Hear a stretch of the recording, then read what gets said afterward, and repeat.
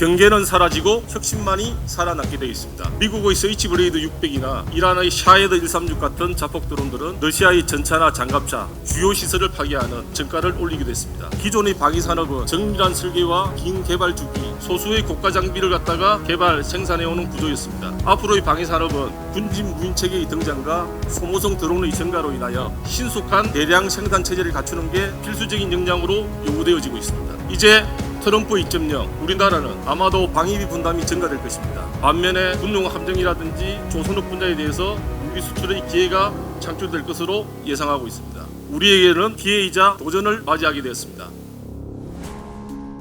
네, 안녕하세요. 방금 소개받은 LI넥스원 신용화입니다.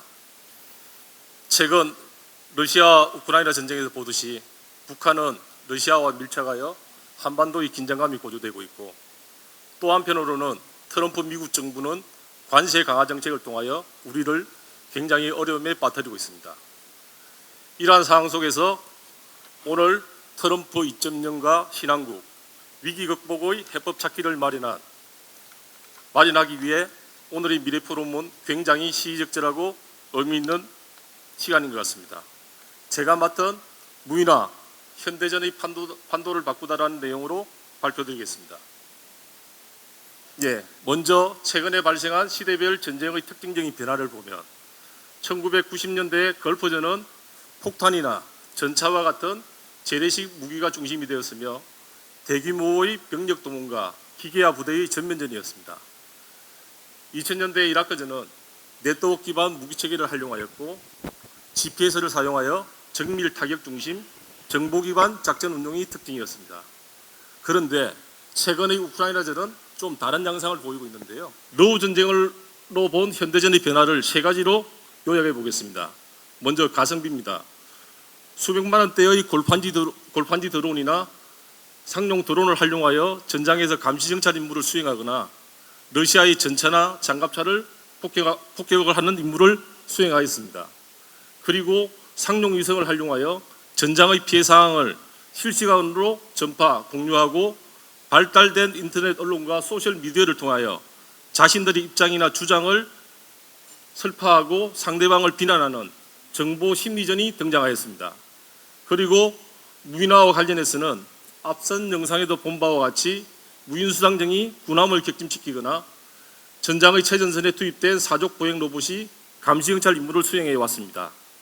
특히 여기 보이시는 우크라이나의 무인수상정 마구라는 얼마 전에 공대공 미사일을 탑재하여 러시아의 군용 헬기를 격추시키는 전가를 올리기도 했습니다. 이러한 현대전의 변화에 발맞춰서 글로벌 방위산업계도 새로운 전개 양상을 보이고 있습니다. 먼저 빅볼러, 경계는 사라지고 혁신만이 살아남게 되어 있습니다. 자폭 드론, 이것은 미사일일까요? 드론일까요? 무인기와 순항미사일을 융합한 하이브리드 체계인 자폭 드론은 통상 원격으로 조종되어 제어되고 있습니다. 드론의 강학 정보를 토대로 수시로 변하는 목표물에 즉각적인 대응이 가능하고 상공을 배회하다 특정한 순간에 정밀한 타격과 회수 재사용이 가능하다는 점에서 무인 공격 체계의 표준이자 미사일의 보안 체계로서 각광을 받고 있습니다. 우크라이나 전쟁에서도 다양한 자폭 드론들이 사용되었는데요. 미국의 스위치블레이드 600이나 이란의 샤헤드 136 같은 자폭 드론들은 러시아의 전차나 장갑차, 주요 시설을 파괴하는 그런 전가를 올리기도 했습니다. 아울러서 글로벌 방위산업계에는 변화와 혁신의 바람이 거세게 불어오고 있습니다. 바로 그 주인공이 팔란티어를 공동 창업한 팔머럭키가 설립한 가상 소프트웨어 전문기업인 안드릴입니다. 이 회사의 독특한 사업 방식이 화제가 되었는데요. 기존의 방위산업은 군에서 필요한 무기체계에 대하여 요구 성능과 사양을 결정하고 거기에 따라서 개발하는 방식으로 개발 기간이 다소 긴 구조를 가질 수밖에 없었습니다. 그런데 안드릴은 니즈가 발생하면 자신의 비용을 직접 투입하여 기술과 장비를 빠르게 성개발하고 판매하는 방식으로 혁신적인 제품들을 공급해오고 있습니다. 현재 시장에서 안드릴의 혁신적인 아이디어와 변화에 대응하는 모습들을 인정받아서 그 시장 기업 가치가 무려 현재 140억 달러에 이르고 있습니다. 또한 최근에는 안드릴이 RAI, 다이버, 블루포스와 같은 방산 스타트업 기업들을 인수하면서 무인항공기, 무인잠수정, 자율항공기에 안드릴의 소프트웨어를 활용하여 혁신적인 기능을 보유한 제품들을 개발, 생산해 오고 있습니다.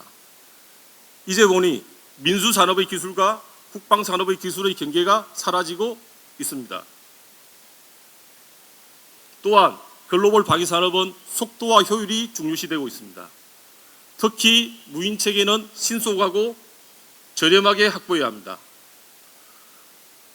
더 빠르고 더 많이 생산할 수 있어야 되고 모듈화 개발 방식을 가져가야 합니다. 그리고 민간의 첨단 기술이 접목되어져야 합니다. 앞서 본 바와 같이 러시아 우크라이나 전쟁에서 작지만 값싼 무기들이 전장의 상황을 지배하는 것을 보셨을 겁니다.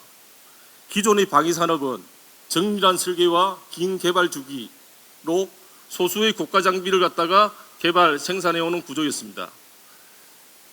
앞으로의 방위산업은 군진 무인체계의 등장과 소모성 드론의 증가로 인하여 신속한 대량 생산 체제를 갖추는 게 필수적인 역량으로 요구되어지고 있습니다. 이에 미 국방부는 더 빠르게 더 많이 첨단 무기를 배치하기 위하여 2023년부터 리플리케이터 2.0이라는 프로그램을 운영해 오고 있습니다. 그리고 모듈화 개발 방식입니다. 한국형 모듈화 개발 방식인 K모사는 플랫폼의 계열화와 임무장비의 모듈화라는 구성 요소를 가지고 있습니다. 플랫폼의 계열화는 무인체계의 운용 목적, 작전 효과 등을 고려해서 플랫폼을 분류하고 크기, 종류 등을 공통화시키는 개념입니다. 임무장비의 모듈화는 계열화된 플랫폼의 수행 임무에 따라 다양한 임무 장비가 공통으로 장탈착될 수 있도록 세트화시키는 개념입니다. 이러한 K모사 방식을 통하여 새로운 무인체계, 새로운 무기체계가 매번 처음부터 새롭게 개발되는 것이 아니라 최소한의 시간과 노력을 투입하여 기존의 시스템을 조합한다든지 업그레이드 시켜서 새로운 능력을 확보해 나갈 수 있을 것입니다. 그리고 세 번째는 스타링크와 같은 상용 위성을 활용하여 전장의 정보나 상황이 실시간으로 공유되고 있고 팔란티어의 고담이나 AIP 같은 AI 기반의 지휘통제 플랫폼을 적용하여 전장에서 빠르게 신속하게 의사결정을 지원해주고 있습니다. 이제 트럼프 2.0 세계 방위산업계도 새로운 변수가 생겼습니다. 트럼프 2기 방위산업의 정책 변화를 보면 해외 개입을 축소하고 군사 전략의 우선순위를 재조정하고 있습니다. 아울러서 무기 수출을 적극 장려하고 수출 규제를 완화하겠다고 합니다. 이에 대하여 EU는 미국 의존도를 탈피하기 위하여 국방 예산을 증가시키고 있고 중국은 군비 증강과 지역 주도권 경쟁을 가속화하고 있습니다. 우리나라는 아마도 방위비 분담이 증가될 것입니다. 반면에 군용 함정이라든지 조선업 분야에 대해서 무기 수출의 기회가 창출될 것으로 예상하고 있습니다. 이러한 현대전의 변화와 글로벌 방위산업의 새로운 전개로 인하여 우리에게는 기회이자 도전을 맞이하게 되었습니다. 특히 형 국방기술의 신속한 발전과 미래 전장 대응을 위한 첨단 무기체계 개발이 시급히 요구되어지고 있습니다. 바로 지금이 대한민국의 방위산업이 혁신적이고 효율적인 방법을 고민해야 될 시점이 아닌가 생각합니다. 아울러서 무인체계에 있어서도 새로운 개발 방향을 가져가야 할 것입니다.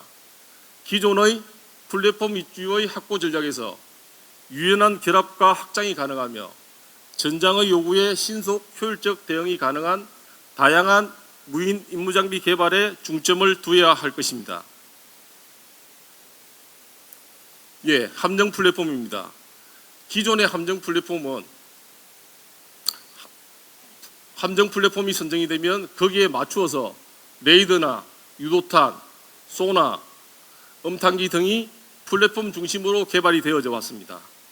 플랫폼이 변경되면 이러한 임무 장비들이 또다시 새롭게 개발되어야만 했습니다. 하지만 앞으로의 무인 체계들은 임무 중심의 개발 방식으로 가져가야 됩니다. 새로운 작전 임무가 설정이 되면 거기에 적합한 모듈화된 임무 자산이 선택이 되고 거기에 적합한 계열화된 플랫폼이 선택이 되어야 할 것입니다. 무인 수상정 USB를 예로 들어서 설명을 드리겠습니다. 만약에 감시 정찰이라는 임무가 설정이 되면 임무 자산으로는 EOIR이라는 광학 장비나 레이더가 선택이 될 것입니다. 이러한 임무 자산의 탑재성과 운용성을 고려하여 소형급 표준 USB가 선택이 될 것입니다.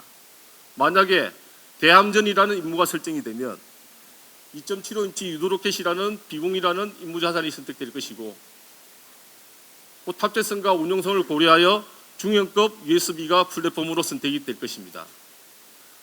그리고 저희 LIDXO는 무인 수상정에 탑재 가능한 모듈화된 임무 자산으로 EOIR 광학 장비, 드론을 발사할 수 있는 캐니스터 드론 발사대, 적 함정을 공격할 수 있는 유도로켓 비공과 적의 드론 공격에 대응할 수 있는 대드론 잼밍 장비들을 개발 보유하고 있습니다. 이러한 K모사 방식을 통하여 우리 군은 경제성과 효율성을 확보할 수 있을 것이며 신속한 무인체계의 획득이 가능할 것입니다. 이를 통하여 작전 수행 능력 또한 향상될 것으로 기대하고 있습니다. 앞으로의 무인체계는 센스 투 슈트의 분사나 임무 중심의 무인 함대가 등장할 것입니다. 광학 장비를 장착한 감시 정찰, 이시로를 장착한 대함전용 임무, 엄탄기를 장착한 대잠전용 임무를 수행할 것입니다. 미래의 해양 전장은 수중에서는 적 잠수함을 감시하는 대잠 정찰용 무인 잠수정, 부설된 기뢰를 탐색하는 대기뢰적 무인 잠수정, 어뢰를 발사하여 적 함정을 공격할 수 있는 전투용 무인 잠수정이 운용될 것이고 바다 위에서는 광학 장비와 레이더를 장착한 감시 정찰용 무인 수상정, 2.75인치 비공을 통해 적 함정을 공격할 수 있는 전투용 무인 수상정, 적 드론 공격에 대응한 드론 제머를 장착한 무인 수상정 등 다양한 무인 수상정들이 운용될 것입니다. 이러한 무인 수상정들이 공중의 무인기와 획득된 정보를 공유하고 통신을 함으로써 다수 이기종 간의 무인 체계들이 협업하는 합동 전장이 예상되고 있습니다. 항공 플랫폼도 크게 다르지 않았습니다. 기존의 유인 플랫폼인 KF-21 전투기, FA-50 경공격기, 수리온 등 다목적 헬기 등의 레이더나 생존 장비, 항공전자, 유도탄들이 각각 따로따로 개발되어 오는 방식이었다면 앞으로의 무인 항공기들은 작전 임무에 따라 모듈화된 임무 장비와 계열화된 공동 플랫폼을 선택하는 방식으로 개발이 되어야 할 것입니다. 그리하여 S9급의 소형급 표준 무인기, 감시정찰용 중형급 표준 무인기, 공대공 유도탄을 탑재한 대형급 무인기들이 다목적 용도로 활용되면서 공통 플랫폼 기반의 임무 중심의 무인 항공 전단이 등장할 것으로 예상을 하고 있습니다. 수색 정찰이나 지뢰 탐지 등 굉장히 위험에 직접적으로 노출되어 있는 지상군의 임무 수행에는 특히나 무인 로봇의 적용이 시급히 필요로 하고 있습니다. 로봇 부대를 활용한 임무 중심의 지상군 지원 솔루션을 제시해 보면 선단에는 지뢰를 탐색하고 수색하는 로봇, 발견된 지뢰에 대해서 지뢰를 소거하고 제거하는 로봇, 감시정찰 로봇 등이 임무에 따라 모듈화된 임무 장비를 탑재한 사족 보행 로봇의 형태로 위험한 지상군의 임무 수행을 대체해 나가리라 보고 있습니다. 머지않은 미래에는 무인 로봇이 전장의 중심이 될 것입니다. 수중에서는 군집 자율기뢰 탐색체와 같은 무인 잠수정들이, 바다 위에서는 정찰용, 자폭용 무인수상정과 같은 다양한 무인수상정들이, 지상에는 워리어 플랫폼, 지뢰 탐지 로봇, 다목적 무인 차량 같은 로봇들이, 하늘에서는 중형급 무인기, 자폭 무인기들이 이러한 무인 체계들이 우주에 떠 있는 KPS 항법 위성 등과 같은 위성들과 연동되어 운용될 것입니다. 그야말로 무인 시스템이 바다에서, 지상에서, 하늘에서 전장의 게임 체인지가 될 것이 명약 관하에 보입니다. 지금 현재 우리 정부의 지원하에 대한민국의 방사능 기업들은 첨단 무인 기술 개발에 혼신의 힘을 다하고 있습니다. 여기 계신 분들의 많은 성원과 관심 부탁드립니다. 예, 지금까지 변화와 혁신을 선도하는 리딩 이노베이션 그룹 에라진 넥슨이 있습니다. 감사합니다.